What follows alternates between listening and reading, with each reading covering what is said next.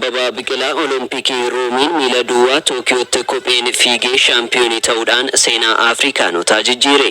Seenaa fi gootummaa Abbabaa Biqilaa Diiniyaas Bashir akka itti qindeesseera. He was not expected to compete, he was not expected to win, and he was definitely not expected to make history.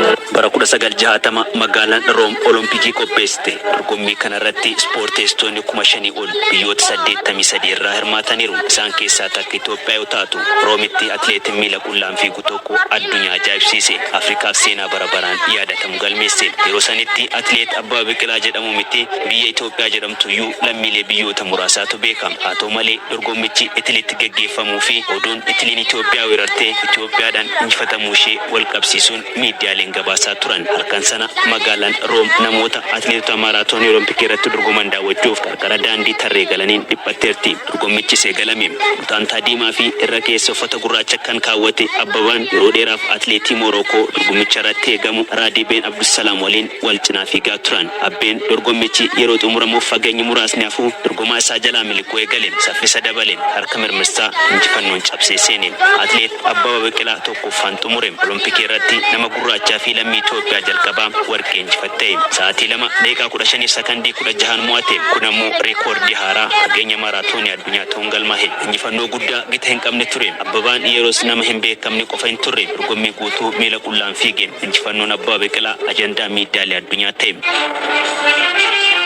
በጣም ደስ ብሎናል ምኞታችን ሞላ አሸንፎ መጣ አበበ ቢቂላ Shaampiyoonaan Olompikii Abbabaa Biqilaa bara 1932 Oromiyaa iddoo Jaatoo jedhamutti dhalate. Abbaan isaa horii tiksu turani. Dargaggummaatti gara Finfinnee malee eegduu mootii Haile Sillaasee ta'uun loltummaan qacarame. Akkaataa kanaanis eegduu mootii Haile Sillaasee ta'uun hojjechuu eegale. Achitti ture kennaa isaa leenjisaan lammii Swiidish Ooni Niskaanaan kan argan. Yeroos Niskaanaan mootummaa Itoophiyaan qacaramanii loltoota leenjisuu ture. Leenjisaan kun Abbabaan maaraatooniin akka dorgomu leenjisuu eegalani. Abbabaan atileetii Itoophiyaa cimaa jedhamuun ture. Atileetiin barasan cimaa ture Waamii Birraatuutiin dorgommiin osoo hin eegalin guyyoota muraasa dura garuu Waamiin dhukkubsatee akka hafu ta'e. Abbabaan bakka Waamii Birraatu bu'ee gara Roomii male. Lammiin British Tiim Juudaa waa'ee isaa kitaaba The Runners jedhamu keessatti barreesse. Abbabaan atileetii osoo hin beekamin injifate jechuun katabe. Kun ammoo lammii Afrikaa miila qullaan maaraatoonii injifachuun addunyaa rifaasise jedhame. Miidiyaaleen idil addunyaa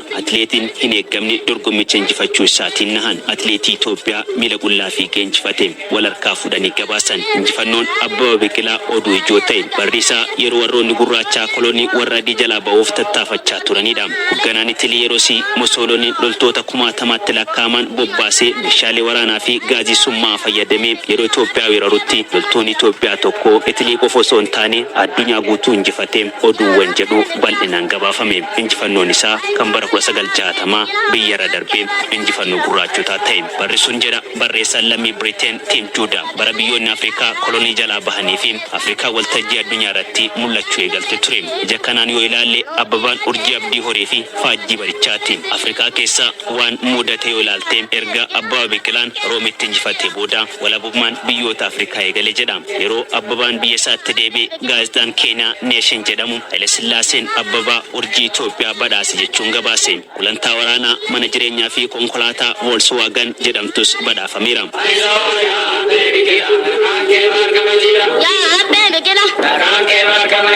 Kumala atileet Abbabaa Biqilaa yeroo lammaffaaf Olompikii Tookiyoo bara 1964 irrattis injifannoo dabalataa galmeesse. Abbabaan maaraatoonii walitti aansee mo'achuun atileetii jalqabaa ta'e. Hanga guyyaa irraatti Abbabaan atileetota 3 seenaa kana qaban keessaa tokkodha. Akka atileetiksiin addunyaa barreessetti Abbabaan bara 1960 hanga 1966tti dorgommii maaraatoonii 13 fiige keessaa 12 injifateera. Olompikii irratti warqee lammataa injifatee waggoota 5 booda garuu rakkoo jabaatu isa qunname. Bitootessa bara 1969 Abbabaan konkolaataa isaa osoo oofaa jiru balaan konkolaataa isa mudate.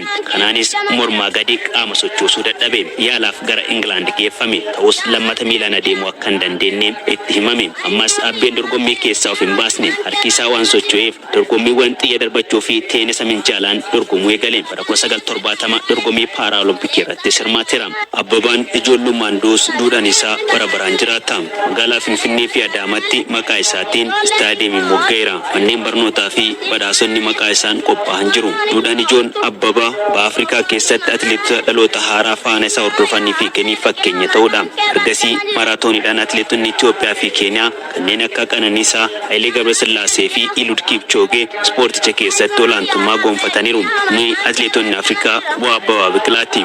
Sababa Abbabaa Biqilaatiin atileetii cimaa ta'e jedha atileet Hayilee Gabrasillaasee. Faajjiin milkaa'inaa mallattoon ciminaa xomborri injifannoo warra gurraachotaa shaambal atileet Abbabaa Biqilaa umrii isaa waggaa 41tti bara 1973 du'aan addunyaa kanarraa boqote. Boqortii maale? Aizoo yaa Abbaa Biqilaa maqaan kee bargama jira. Seenaa atileetiksii Itoophiyaan nama jalqabaa olompikii tokkoon meedaaliyaa warqii lama argatedha. Mandara baadiyyaa Tigraay hanga humna qilleensaa Itoophiyaa milkaa'inni imala dheeraan booda akka argamu atileetii mirkaneessedha. Fakkeenya atileetota ciccimootis jedhamu waamama. Atileet Miruuts Iftar Shifarraa Jaamboo olompikii fi seenaa Miruuts Iftar akka taanutti qindeesseera. Верный себе Ифтар в беге на 5000 метров все время держался в тени. Kutannoo fi dandeettii fageenya xumuraan atileetota biroo ittiin injifaturraa ka'uun maqaan masoo Zashiiftar jedhamu kennameefiira. Atileetonni ciccimoon seenaa atileetiksii Itoophiyaan dorgommii olompikii milkaa'an isa fakkeenya godhachuun fiigicha akka eegalan ragaa yoo ba'an atileet Hayilee Gabrasillaasee akkas jechuun dubbatee ture. Yeroon atileetiksii eegalu akka isaan ta'a jedheen eegalee anaaf inni ka'umsa karaa milkaa'ina koo har'aati jechuudha. Ibseen dorgommii olompikiin waggoota 68 dura bara 1956 eegaluun hirmaachuu kan eegalte Itoophiyaan atileetota akka Abbabaa Biqilaan injifannoon atileetiksiin Afrikaanotaaf saaxile hanga har'aatti Itoophiyaa yeroo sanaa kan turan Nugusee Roobaa waliin wal barsiisuun dorgommiilee Afrikaa fi sadarkaa ardiilee biroo keessatti hirmaachuuf carraa argateen atileetii ga'umsa qabu ta'uusaa mirkaneesse. Keessumaa fageenya meetira 1500 meetira 5000 fi 10,000 dandeettii olaanaa kan qabu Miruuts Iftar ga'umsa isaa kanaan jila atileetota Itoophiyaa olompikii Meeksikoo bara 1968 ta'uun filatame. Olompikii Muunik bara 1972tiin meetira 5,000 fi 10,000 Itoophiyaa bakka bu'ee kan filatame Miruuts Iftar meetira 10,000 meedaaliyaa naasaa Itoophiyaaf yoo argamsiisu meetira 5,000 sababa barfatee iddoo dorgommii ga'eef osoo hin dorgommin hafe. Olompikii bara 1976 sababa mormii sirna apartheid Afrikaa kibbaa mormuun Itoophiyaan osoo hin hirmaatin jawaaftu olompikii Moskoo bara 1980 Itoophiyaan meetira 10,000 Tolosaa Qottuu Miruuts Iftarii fi Muhammad Kadirin 5,000 ammoo Muhammad Kadir Yohaannis Muhammadii fi Miruuts Iftarii yoo hirmaattu naannoo Tigraay baadiyyaa Zaalambassaadha. Akka tasaa fiigichaan kan wal baree Meejar Guddinaa Qottuun kan atileetummaan isaa madaalamee fi leenjisaa Nugusee Roobaan dandeettii fiigichaa kan gabbifate Zashiiftar Miruuts Iftar seenaa barootaaf ittiin yaadatamu katabe. Olompikii Moskoon meetira 10,000 5,000 meedaaliyaa warqii Itoophiyaaf kan argamsiise Miruuts Iftar keessumaa meetira 5,000 hanga meetirri 200 duubarra fiigaa ture. Ta'us fageenya kanaan atileet Muhammad Kadir dadhabuusaa yoo baru haalli inni meetira xumuraan ittiin injifate addatti dinqisiifannaa kenneefiira. Meetira 10,000 hanga meetira 300tti morkataasaarraa fagaachuun injifate. Atileet Miruuts Iftar dorgommii sanaan hanga Qananiisaa Baqqalaaf Xurunesh Dibaabaa seenaa kana qooddatanitti atileetii jalqabaa olompikii tokko meedaaliyaa warqii 2 Itoophiyaaf argamsiise ta'uun galmaa'e. Yeroos atileetii arfaffaa olompikii tokko meedaaliyaa warqii 2 argate ta'uun injifannoo dachaas galmeessee ture. Olompikii Moskoo bara 1980 sanaan haalli Miruuts Iftar meetira 5,000 ittiin injifate kana barruun Ameerikaa The New York Times akkas jechuun ibse. Miruuts Iftar akka nama biskileetiidhaan dorgomee morkattoota isaa bira darbeera. Kanaaf warri isaa waliin fiigan waan dinqisiifatan hin qaban jechuun ga'umsa isaa kana leellise. Dorgommiileewwan garaagaraan Itoophiyaa bakka bu'ee hirmaatee meedaaliyaa warqii 7 meetii tokkoof naasa tokko kan galmeesse Miruuts Iftar umrii isaa 72ffaatti bara 2016 lubbuun isaa darbuu seenaan isaa dhalootatti darbaa jiraata. Верный себе Ифтар в беге на 5000 метров все время держался в тени и только на последнем круге спел свою победную песню.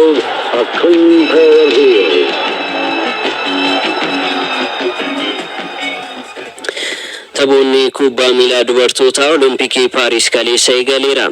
Bakka buutonni Afrikaa Zaambiyaa fi Naayijeeriyaan injifatamuudhaan Olompikii Paaris eegalan. Tookiyootti meedaaliyaa warqii kan injifatte gareen dubartootaa Kaanaadaa dorgommicha injifannoon eegalteerti. Habtaamu Taammiruu dabalataa akka taanutti qindeesse. See how confident Canada are that they're not going to be challenged. How far the keeper came out and that's Evelyn Viens. Taphoota kubbaa miilaa Olompikii garee dubartootaa biyyoota 12 meedaaliyaa warqeef morkachiisu kaleessa eegaleera. Ramaddii baa keessa kan jirtu bakka buutuun Afrikaa Zaambiyaan Ameerikaa waliin taphatte goolii 3-0dhaan mo'amte. Leenjistuun duraanii garee dubartootaa Chelsea Emma Hayesiin kan durfamtu Ameerikaan gooliiwwan sadanuu boqonnaa dura galchite. Goolii jalqabaa Ameerikaa Trinity Rodman daqiiqaa 17ffaa irratti yoo galchitu goolii lamaan hafan Mallory Swansontu ida'e. Gama Zaambiyaatiin Pauline Zulu balleessaa raawwatteen daqiiqaa 34ffaa irratti kaardii diimaadhaan dirree baateetti. Ameerikaan yeroo taphaa irra caalmaa taphattootaa qabattus goolii dabalataa hin lakkoofsisne. Emma Hayes turtii waggoota 12tiin booda Chelsea gadhiisanii tapha qabxiitti morkatan jalqabaatiin Paarisitti injifannoon eegalaniiru. Ramaddiidhuma kanarraa Jarmaniin goolii 3-0dhaan Awustiraaliyaa irraa aanteetti. Marina Hegering, Lia Schulerii fi Juul Brand taphattoota goolii 3 Jarmanii galchanidha. Dilbata Ameerikaan Jarmanii waliin taphatanii abbaan mo'e nuusa xumuraatiif darba. Ramaddii caa keessa kan jirtu bakka buutuun ardii Afrikaa Naayijeeriyaan goolii 1-0 Biraaziliin mo'amte dorgommicha jalqabde. Biraaziliif Gaabii Nuunes daqiiqaa 37ffaa irratti bifa hawwataan kubbaa gara gooliitti dhiitte dagalee goolii rukutte kiyyoo gooliitti diramte. Olompikiin booda kubbaa miilaa akka dhaabdu kan himte gaheettiin ganna 38 Maartaan garee Biraazil kanaaf daqiiqaa 90 guutuu taphatteetti. Tapha ramaddii kana biraatiin shaampiyooniin addunyaa Speen durfamuurraa kaatee goolii 2-1 Jaappaan injifatte. Jaappaan galchii Aoba Fujinootiin dursa qabattus galchii lamaan Speenitti mo'atte. Taphattuun sarara gidduu Baarseloonaa Aytaanaa Boonmaatii fi Maariyoonaa Kaaldenteeyitu lakkoofsise. Aytaanaa Boonmaatii taphattuu jalqabaa badhaasa Baalaandoorii injifattee tapha Olompikiin goolii galchite taateetti. Ramaddii Aatiin qopheessituun taphoota Olompikii Firaans injifannoon dorgommicha jalqabde. Tapha gooliin 5tti lakkaa'ameen goolii 3-2 Koolombiyaa irraa aanteetti. Firaans goolii 2 Maariye Antoonetee fi Keenzaa Daalii tokko idaateen 3-0 dursaa turte. Boodarra Koolombiyaan goolii peenaalitii Kaatliinaa Uusmee fi Maanueelaa Paaviik goolii 2 lakkoofsistee taphatti deebitee ture. Gama Koolombiyaatiin taphattuun Cheelsii Maayiraa Raamireez kaardii diimaan bahuun ishee garuu abdii qabxii hirachuu isaanii jalaa danqeera. Ramaddiidhuma A kanarraa Tookiyootti meedaaliyaa warqee kan injifatte Kaanaadaan baranas injifannoon tapha ramaddii ishee jalqabde. Wixata darbe morkattuu ishee Niwuziilaand shaakala hojjechaa turte dirooniidhaan waraabuun kan komatamte Kaanaadaan durfamuurraa kaatee goolii 2-1 mo'atte. Taphattuun sarara ittisaa Kaanaadaa Vaaneesaa Giilees taphaan booda yaada laatteen nuti hattoota miti jechuun komii shaakala garee faallaa basaasuun isaan irratti dhiyaate qolachuuf yaalteetti. Shaakala garee dubartootaa Niwuziilaand dirooniin akka waraabamu kan hojjetan keessaa xiinxalaan viidiyoo taphoota garee Kaanaadaa Jooyi Loombaardii gara Kaanaadaa erga deebifameen booda hidhaan baatii 8tti muramuusaa gabaafameera. Leenjistuun garee Olompikii Kaanaadaa Baaverlee Priistmaanis dhimmuma garee faallaa basaasuu kanaan wal qabateen ganama har'aa kana hojii leenjisummaa garichaarraa ari'uu isaa Federeeshiniin kubbaa miilaa Kaanaadaa beeksiseera.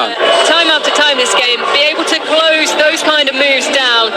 And this Taphoota raagbii dhiiraatiin Afrikaan kibbaa walakkaa xumuraaf dabarteetti. Niwuziilaand waliin kan taphatte Afrikaan kibbaa qabxii 14-7 mo'atte. Qopheessituun Olompikii Firaans ammoo qabxii 26-14 Arjentiinaa injifatte walakkaa xumuraaf qaqqabdeetti. Odolli Fiijii 19-15 Ayerlaand, Awustiraaliyaan ammoo Weels 36-28 mo'atanii walakkaa xumuraaf darbaniiru.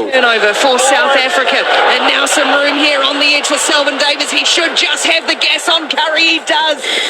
Jaarraa tokkoon booda Olompikii kan qopheessitu Paaris har'a dhangaa waggaa 7f qopheessaa turte addunyaa simachuudhaan jalqabsiisti. Biyyoonni 206 Olompikii qooda fudhataniin har'a lagasiin irratti ifatti ni banama. Misbaahuddin Shifaa dabalata qaba.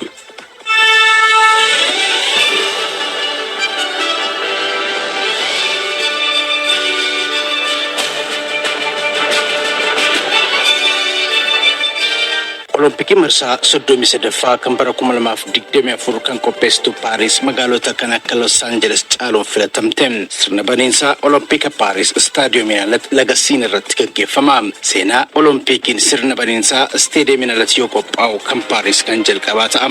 Falaasama Olompikii addunyaaf kan gumaache lammiin Firaans Per de Coubertin Olompikiif abbaadha. Firaans ilma ishee kanaan Olompikiin addunyaaf akka gahu gumaachuun har'atti miidhagdi. Sirna baniinsaa Olompika Paaris yeroo jalqabaatiif istaadiyoomii alatti lagasiin irratti qophaa'e. Namoonni miiliyoona lakkaa'aman ta'an ni daawwatus jedhamee eegama. Encore une journée où je rêve d'être roi de ce monde. Ocho. Biyyoota 206 atleetonni 1,500 Olompika Paaris irratti ni hirmaatu. Gosoota ispoortii 32 atleetonni meedaaliyaa 329 argachuuf morkii jabaas ni taasisu. Magaalota 16 keessatti iddoowwan dorgommii 39 qophaa'ee jira. Gaazexeessitoonni 20 ta'an Paaris irraa addunyaaf ni gabaasu. Nagaa eegsistoonni 45,000 tololtoonni 45,000 Olompika Paaris milkiin akka xumuramuuf ni hojjetu. Olompika Paaris daawwachuuf hanga ammaa tikeetii miiliyoona 9 gurguramee jira. Biyyoota 197 irraa namoonni tikeetii akka bitatanis himamee jira. Dabalataan poolisoonni 5,000 nagaa eegsisuuf magaalaa Paarisitti bobba'anii jiru. Firaans Olompikii har'a ifatti eebbistee jalqabsiistuuf doolaara biiliyoona 9 baasii goote. Rising more than 1,000 feet above the city of light, at night illuminating the Paris sky. The Eiffel Tower is one of the most iconic sights in the world. Olompikii marsaa 37 har'a Paarisitti eegaluuf bidiruun 100 qophaa'ee jira. Atleetonni biyyoota 206 irraa dhufan alaabaa isaanii qabachuun lagasiin irraan kiiloomeetira 6 qaxxaamuruun Eiffel Tower dabalatee hidha laga Notre fi istaadiyoomota dorgommiif qophaa'an akkasumas bakka maaraatooniin xumuramu ni gahu. Xumura isaanii riqicha leena irratti akka taasisanis ibsamee jira. Atleetotaan dabalatee shubbistoota artistootaa fi kanneen biroos kan of keessa qabatu namoota 3,000 ol ta'an sirna baniinsaa miidhagsuuf qophaa'anii jiru. Weellistoonni bebbeekamoo kan akka Celine Dion fi Lady Gaga baniinsa tolchuuf Paaris jiru. Iskiriiniiwwan gurguddoo fi sagalee guddistuu iddoo daawwattoonni saganticha daawwatanittis qophaa'ee jira. Pirezidaantiin Firaans Emmanuel Macron biyya isaanii qophii ta'uu addunyaaf lallabanii jiru.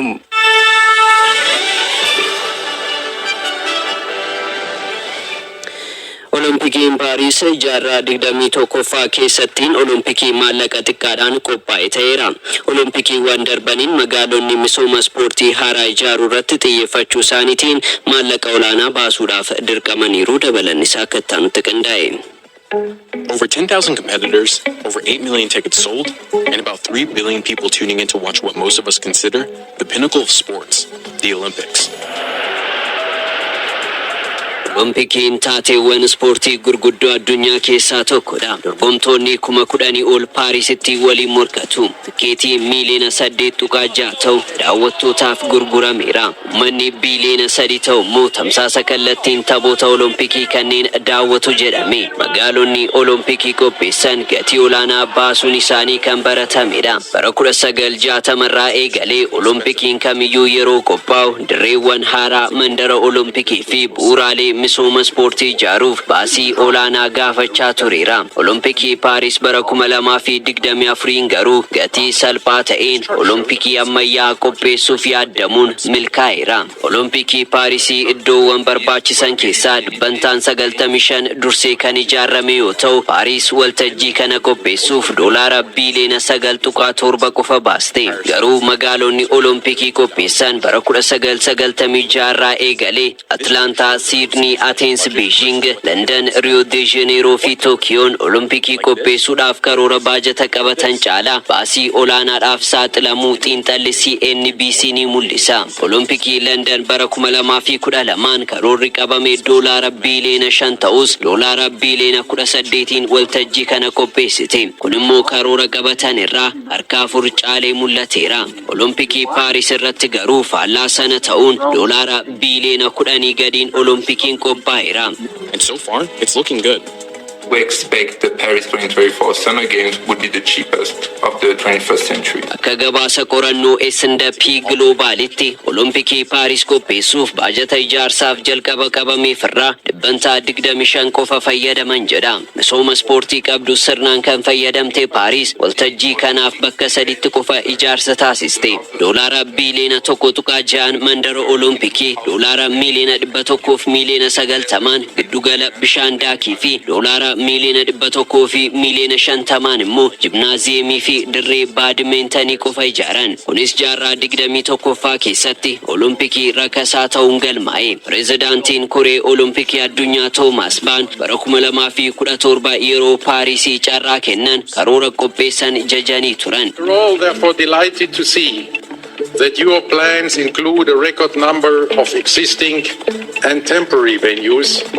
Paaris bara 2015 doolaara biiliyoona 6.97 karoorfachuun jalqabde. Bara 2017 immoo karoorri kun gara doolaara biiliyoona 8.1tti fooyya'e. Bara 2014 immoo doolaara biiliyoona 9.7 xumurte. Baasii Olompikii fi waancaa addunyaa kan qoratan Profeesar Andrew Zimbalist Olompikii darbaniin qixa karoora isaanii akka hin baasne kan godhe ijaarsa haaraa irratti xiyyeeffachuun alatti qabeenya harka isaanii jiru baasii muraasaan haaromsuu akka danda'an dagachuu isaaniitiin jedhu. Qajeelfama Koree Olompikii addunyaa haaraa ajandaa bara 2020 qabameen magaalonni Olimpikiif kaadhimaman karooraa fi baajata salphaan akka qopheessan IOC'n beeksise. Sanaaf immoo misooma ispoortii haaraa ijaaruu caalaa kan qaban haaromsuudhaan itti fayyadamuun hanqina faayinaansii mudachuu danda'u hambisuun ni danda'ama jedha. Paarisiin booda bara 2028 Los Angeles Ameerikaaf bara 2032 immoo Brisbane Austraaliyaan waltajjii kana qopheessu. Paaris istaadiyeemota haaraa 3 qofa ijaarte. Los Angeles garuu istaadiyeemii tokkollee dabaluudhaaf fedhiin qabdu. Brisbane immoo dirreewwan 11 qabaattus waggoota 8 dhufan gidduutti adeemsa keessa dabaluu dandeessi jedhamee eegama.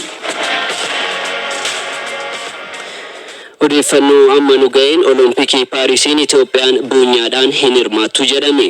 Itoophiyaan buunyaadhaan gulaallii darbuu baattus affeerraa Koreen Olompikii irraa argatteen gulaalliidhaan Seenegaal irratti lammaffaa kan ba'e Fiqira Maariyaam Yaadasaa Itoophiyaa bakka bu'uudhaan akka hirmaatu ifoomee ture. Ta'us sababa viizaatiin wal qabatee gara Paaris imaluun isaa shakkii ta'uudhaan ture. Amma immoo Koreen Olompikii odeeffannoo ga'aa Koree Olompikii Itoophiyaa irraa hin arganne jechuudhaan xalayyaa barreesseen Fiqira Maariyaam Yaadasaa Olompikii Paaris irrattiin akka hin hirmaanne beeksiseera. Itoophiyaan waltajjii kanaan gosoota ispoortii 3 kan hirmaatti jedhamee eegamaa turus ammattiin atileetiksii fi bishaan daakii qofaan hirmaatti.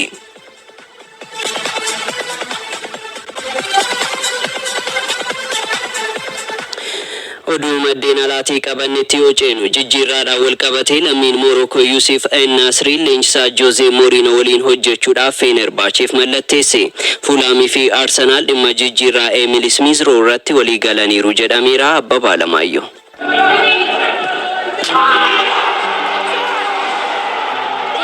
Leenjisaa duraanii Chelsea, Real Madrid fi Manchester United Jose Mourinho leenjisaa kilabichaa gochuun kan qacaree Fenerbahcheen taphataa sarara fuulduraa Morokoo fi Sevilla Yuusuf Ennasrii waliigaltee hanga bara dorgommii 2029tti mallatteessifate. Ennasriin bara dorgommii darbee waliigalaan taphoota 41 goolii 20 galche. Waliigalaan bara dorgommii 5 Sevilla waliin dabarseen ammoo taphoota 196 goolii 73 lakkoofsise. Dabalataan waancaa liigii Awurooppaa 2 Sevilla waliin shaampiyoonii ta'uun yeroo gaarii dabarse. Bara dorgommii darbee erga isaan garee dargaggoota Baarseloonaa keessatti taphoota 39 goolii 20 kan galche Pau Victor garee jalqabaa Baarseloonaaf mallatteesse. Fulham waliigaltee waggoota lamaan Real Sessenyoo mallatteessifate. Kilabiin France Nice Olympique de Marseille irraa Jonathan Klaus mallatteessifachuu ifoomse. Shaampiyooniin liigii France PSG'n torbee dhufu keessa jijjiirraa Neves ni xumura jedhame. Kilaboonni lamaan dhimmoota hedduu irratti waliigalus gabaafame. Fulham jijjiirraa taphataa sarara gidduu Arsenal Emil Smith Rowe xumuruuf akka dhiyaate Sky Sport gabaase. Kilabichi torbee darbee gaaffiin dhiyeessee ture fudhatama osoo hin argatiin hafuun isaa ni yaadatama. Amma garuu kilaboonni lamaan Arsenal fi Fulham akka walii galan himame. Dabalataan Smith Rowe carraa tapha argachuuf jecha Arsenal gadhiisuu barbaada jedhame. Bara darbee Premier League Englandin taphoota 13 qofa Arsenalif taphate. Arsenal taphataa sarratti isaa lammii Itilii Ricardo Calafiori Bologna irraa mallatteessifachuuf walii galuun isaa ni yaadatama. Calafioriin har'a qorannoo fayyaaf gara London imaluun qorannicha booda gara Ameerikaa imaluun miseensa garee Arsenalitti makama jedhame. Jijjiirraa taphattoota irratti hirmaachaa kan hin jirre Liverpool taphataa Zarreers madaaluu barbaada akka jiru leenjisaan kilabicha Arne Slot himaniiru. West Ham United fi Bayern Munich ammoo dhimma jijjiirraa Mazraoui irratti akka walii galan BBC Sportitu gabaase.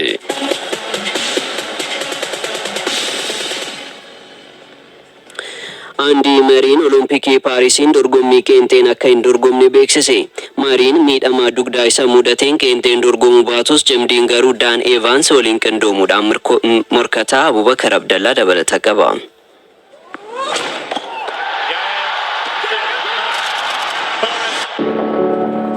Shaampiyooniin Olompikii yeroo lama Andy Marin tapha Olompikii ganna kanaatiin dorgommii qeenxeen akka hin dorgomne beeksiseera. Shaampiyooniin Grand Slam yeroo sadii Andy Marin miidhama dugdaa isa mudateen dorgommiilee irraa fagaachaa ture. Waxabajii darbe teenisa dirree Queens qeenxeen Jordan Thomas waliin taphate kan xumuraa isaati. Miidhamni kun teenisa dirree Wimbledon qeenxeen akka hin dorgomne isa taasisus Jamdiidhaan garuu Wimbledon irratti hirmaateera. Lammiin Biriteen Marin irra deddeebiin miidhama isa mudatu wal qabate ganna kanaan booda tapha akka dhaabu bitootessa darbe beeksiseeti ture. Garuu dorgommiin isaa xumuraa akkam akka ta'e hin ibsine. Miidhamni dugdaa isa mudate Olompikii Paarisiin qeenxeen akka hin dorgomne isa taasisus Dan Evans waliin Jamdiidhaan garuu ni hirmaata. Anaa fi Dan Evans waadaa waliif kanaaf dursanii kenninaan yaada isaati. Dan Evans qeenxeen Olompikii Paaris irratti ni hirmaata. Cameron Norris dabalatee Jack Draper taphattoota teenisa dirree biroo Great Britain irraa hirmaatanidha. Andy Marin korniyaa wal makaan Wimbledoniin dhimma Raadukaanuu waliin taphachuuf ture. Ta'us Raadukaanuun akka hin taphanne beeksisuu isheetiin wal makaan taphachuuf hin carroobne. Andy Marin teenisa dirree qeenxeen Olompikii London 2012 fi 2016tiin meedaalaa warqii fudhateetti ture. Yeroo hundaa taphni Olompikii yoo ga'u miira addaatu natti dhaga'ama. Akka dhuunfaa kootti Olompikii ni jaaladha. Anaaf muuxannoo addaati jedhe. Biyya koo bakka bu'uun hedduu na gammachiisaan yaada isaati. Olompikiin Paaris kun Andy Marin warqii xumuraa irratti hirmaatu jedhamee eegama. Tapha erga dhaabeen booda yeroo hedduuf maatii isaa waliin dabarsuu akka fedhus dubbate. Garuu ispoortii keessaa guutumatti akka hin baanes ibseera.